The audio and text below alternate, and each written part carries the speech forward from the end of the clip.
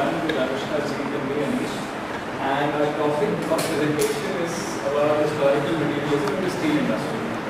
So, I suppose all of you will be familiar with this thing. So this is Uncle Sam saying, I want you. So this is no World War I, but through our discussion after reading the article, after all that we read in the article which was given to us, we came to the conclusion that, all of us here, which includes all of us from IMC also as well, so we will be commodified when we go out there in the real world. So basically what we want to say is that the firms and the service industries which we are going to join are so big in their scale and are so well defined in their job structures and their definition of work that all of us will essentially be very dispensable for them. So each one of us can be replaced by another one from our batch, or maybe from a well-known institute of management from Western India. And from there we come to our hypothesis, which essentially is that alienation is very much inevitable in industries which are looking to scale. So now what we need to say is that it's the same thing, that as industries grow large and large, their workers get more and more detached from their work because work becomes very standard and the workers become very commodified. Now, how we want to go through this in the remaining part of the presentation is that we will walk you through the article and then we will give you the managerial situations in the current context, which can be essentially utilized to give an idea about the hypothesis. So, we analyzed the article by Catherine Stone, which essentially deals about the transformation of the jobs in the steel industry in the US. So basically we divided the article into three main parts based on the timeline.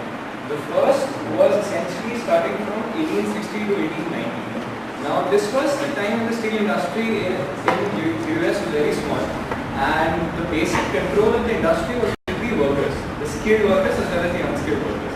The capitalist did not really have a control over the production and the wages of the workers were also determined by the market prices.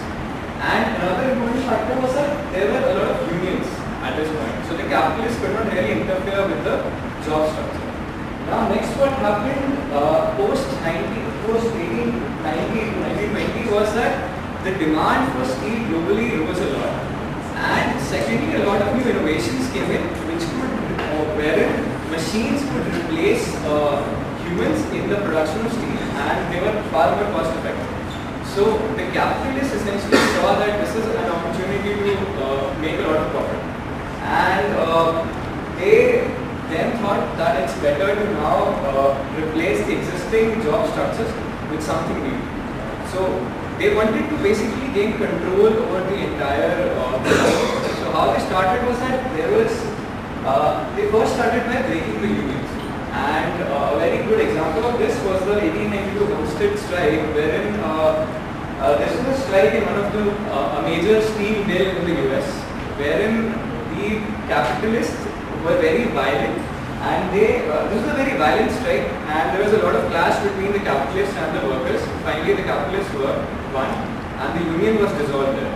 So this basically started the transformation of the job structure. Now what happened later, if we do a dialectic analysis of the same, it was portrayed as a lot of different things which Jeeth would read later, but what was the actual economic agenda behind the same was that the capitalists actually wanted to make profit and they just wanted to profit for themselves and they wanted less profit for the workers. And this basically gave rise to a new phenomenon called the semi-skilled worker, with Jeeth will explain. Thanks, Anish. So, like Anish mentioned, 1920 was a very important inflection point in terms of the entire structure. Because a lot of the systems that were introduced in 1920 are still prevalent now. Simple concepts such as the wage, bonus, the corporate ladder, all of that was what formed out of the 1920s. And all of them, even though they're very basic, serve a much greater economic purpose.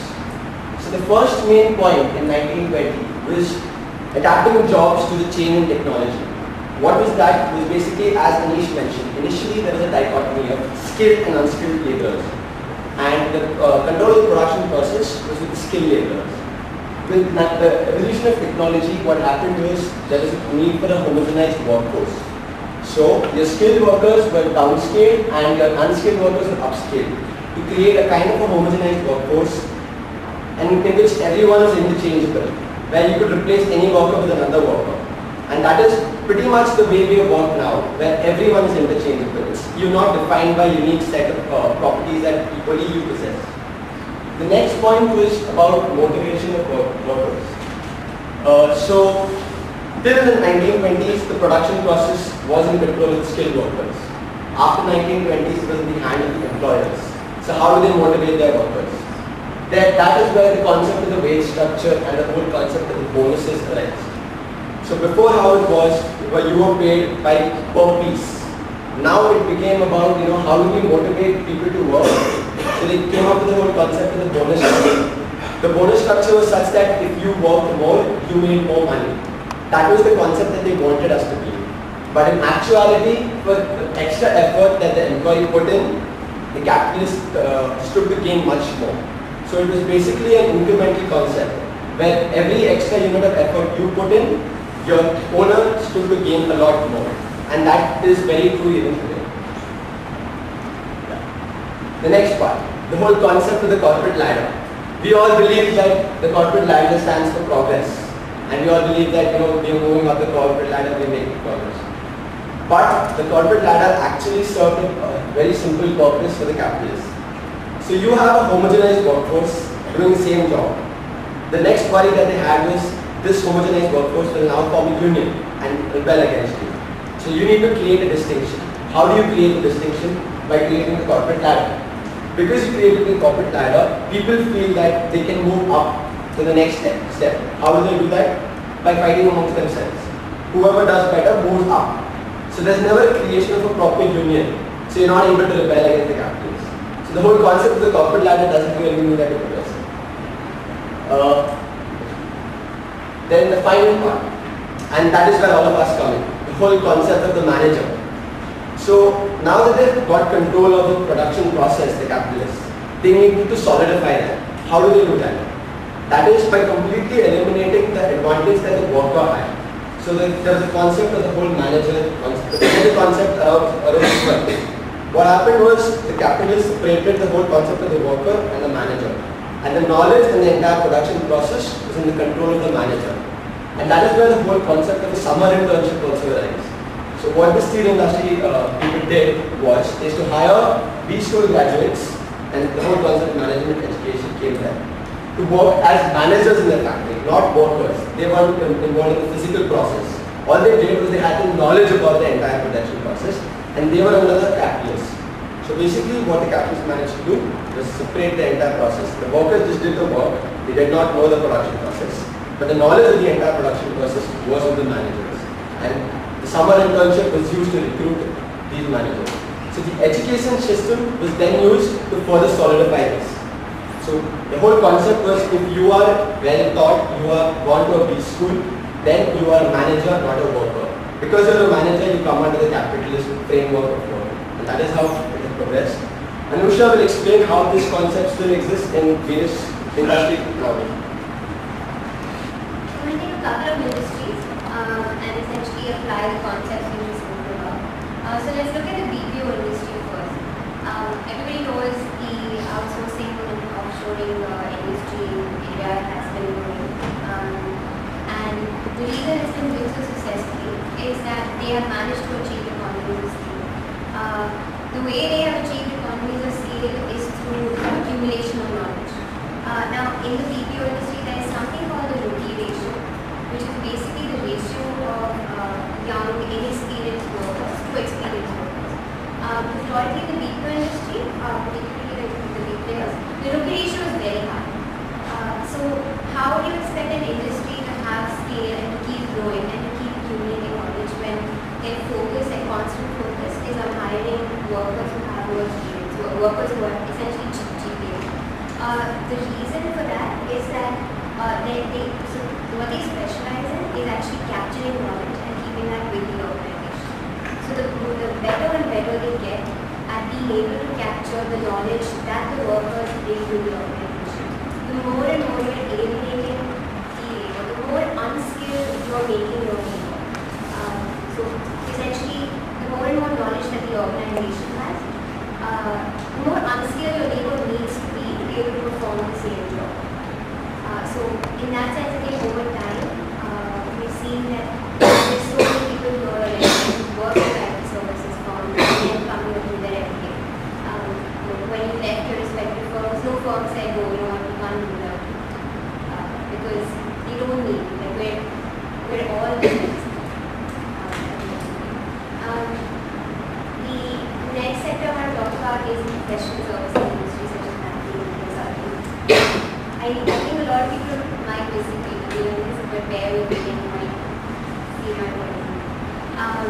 We all look at banking and consulting as very prestigious industries to work for. We think that we are valued for our intellect, we are valued for the skill set that we bring. The way I look at it is that even in these sectors, there is a difference between the managers and the workers.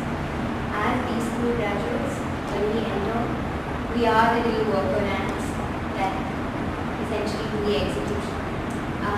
So like if you take consulting, for example, you've got managers and a partner or principals, and then you've got associates, analysts, consultants. And the top rung of the hierarchy is there to do the thinking. The top rung of the hierarchy is what clients pay for. And you are there to do the execution. A lot of us will go into banks and consulting firms, and we're all going to get the same salary. We're all going to get the same maximum bonus. We're all going to have the same incentive schemes. And I mean, at the end of the day, like any extra effort that we put into our jobs, it might get us like an extra lack of compensation, but it gets the firm 5 extra. And I'm going to give you a small example from my work life. We're talking about investment banking a lot, like a lot of groups have been talking about it. But so around 2 years ago, there were 2 analysts in my team, including myself. And we were doing work with around 5 analysts. And we were incredibly unhappy. And essentially, we went up to our staffing manager and said, just not sustainable, can't do it. If you don't hire somebody like over the next month, like frankly, we don't know whether this is something that we can keep up, and the chances are we might want to leave. And he looked at me and he said, see, if you were a managing director and you told me that you wanted to leave, I would call you. But there are 10 people sitting like who send me CVs every day who want your job. So if you tell me I'm going to leave, I don't really care. You are fairly dispensable. So, if this isn't good enough for you, then fine, you can leave. And big blow to the ego, but frankly, that's whether you're in a school or whether you're in a highly paid job. I think the concepts that we've talked about today apply to almost all jobs, whether they're in professional services or whether it's in manufacturing. And then from that, I'm just going to wrap up and take this back to relevant to us. Anybody who is well versed with INC history will know that INC is partially set up by the Ford Foundation and the Indian industry themselves. The reason why we're here, because the industry wants us to be here.